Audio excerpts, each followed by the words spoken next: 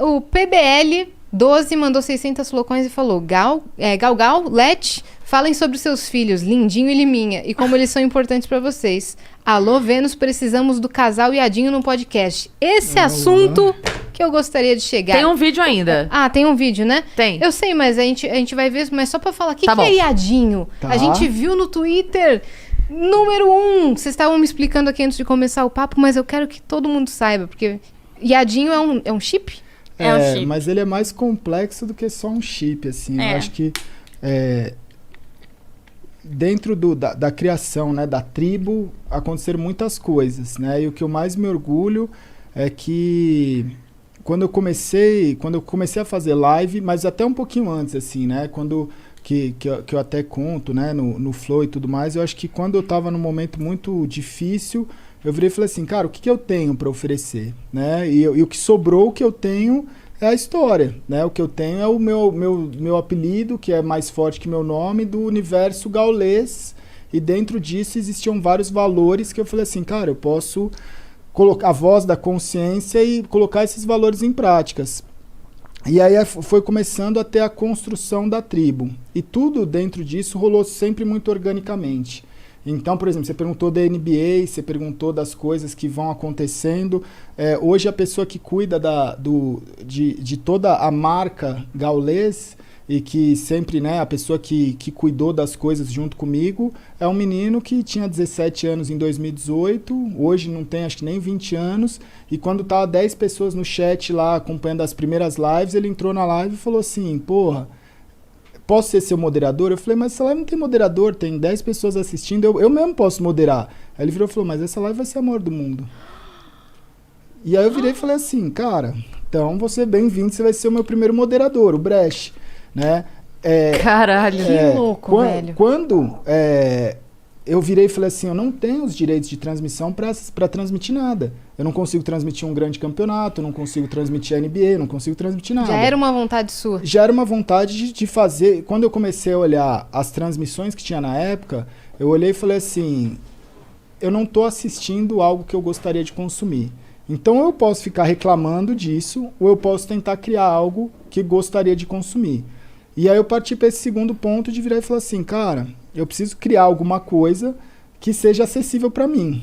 E aí eu virei e falei assim, mano, existe os melhores jogadores eu não consigo transmitir, mas os piores eu acho que eu consigo. E aí eu virei no chat e falei assim, cara, eu quero fazer a rinha dos pratas. Então eu quero transmitir partidas do pior jogador possível e transformar nisso num conteúdo legal. E aí no chat, de todas as pessoas que tinham no chat, eu vi um que o nick dele era Viadinho, e ele escreveu lá tal, eu falei assim, cara, é você, né? E aí eu selecionei ele dentro de vários lá, que já na época a stream já estava até com números legais, e aí eu comecei a fazer as rinhas de prata com o Viadinho. E aí esse menino, eu não sabia o que acontecia, porque ele jogava super mal, acontecia as piores coisas com ele dentro da partida, ou ele errava tudo, as pessoas brincavam achando até que, pô, isso é o quê? É um ator contratado? Não é possível que a pessoa tá fazendo isso.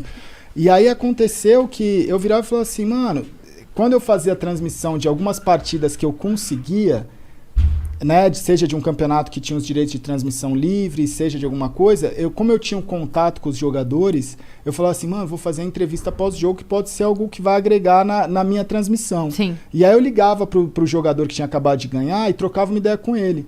E aí, quando eu trazia a rinha de prata, o pessoal falava, entrevista o Viadinho, entrevista o Viadinho, entrevista, e eu falava assim, cara, vou tentar.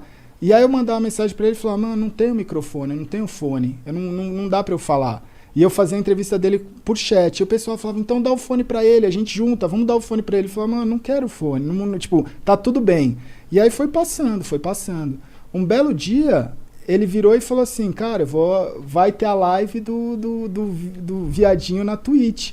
E ele criou o canal dele e fez, eu já falei algumas vezes, fez pra mim a melhor live de estreia na história de um canal da Twitch, pelo menos aqui do Brasil, eu nunca vi nada igual. Ele fez uma primeira live que foi, né, lembra? A gente sentou na sala e não acreditava o que a gente tava vendo. Era inacreditável. Era inacreditável. E...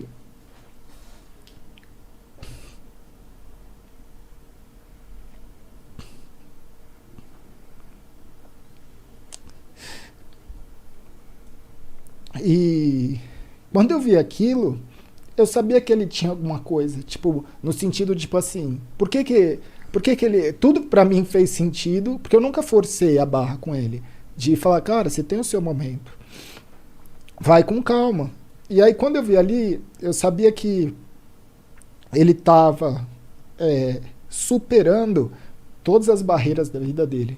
Porque ele tem limitações que são fobias, né? Às vezes ele não quer conversar, às vezes ele tem, sabe? São coisas que é muito difícil de ser passado. Então, uma pessoa que ela tem muita dificuldade, quando ela tá fazendo ali o melhor dela, é algo que você olha e fala assim, mano, é inacreditável o que ele tá fazendo. Tá rompendo todas as barreiras. Todas as barreiras, né? A Leti, ela saiu com ele, né? E foi no shopping com ele. Foi a única pessoa da tribo, assim, que ele quis encontrar no primeiro momento. Você foi a única que encontrou ele pessoalmente. E aí, quando ela falou, vamos pra casa conhecer o Gal, ela falou, mano, ele quase teve um treco. Ele falou, não posso conhecer. Que eu quase, tipo, meio que forcei ele. Falei, não, vou pegar o carro e vou levar ele pra casa. Só que ele, pelo amor... Eu vi o desespero nele. Falei, eu não vou fazer isso com uma pessoa. Tipo, não é humano, sabe? E dentro dessa fobia social, eu comecei a olhar e falei assim, cara, o que eu tentei passar dentro... No primeiro dia eu falei assim, cara, a gente não pode ter vergonha do que a gente é. Quando eu comecei a fazer stream, eram pouquíssimas pessoas que falavam de problema, é o que você falou, você tem que estar bem. Eu não tenho que estar bem todo dia. E quando eu fazia a stream mal mentalmente, as pessoas falavam, por que você está fazendo live? Eu falava, cara, porque eu não tenho opção. Eu vou fazer, porque se eu não estiver bem e não fizer, porque eu não tenho como eu só fazer quando eu estou bem. Né? Porque não existe, isso não é existe. desumano. A vida não é assim. E aí, o viadinho ele foi banido. Aí a Twitch deu o nick pra ele, a gente chamou ele de Lindinho, né? Porque, e era engraçado porque ele falou assim, eu falei assim, mas por que viadinho? Ele falou assim, porque, cara, eu sei do preconceito que existe com todo o pessoal e eu quero justamente levantar essa bandeira e tal.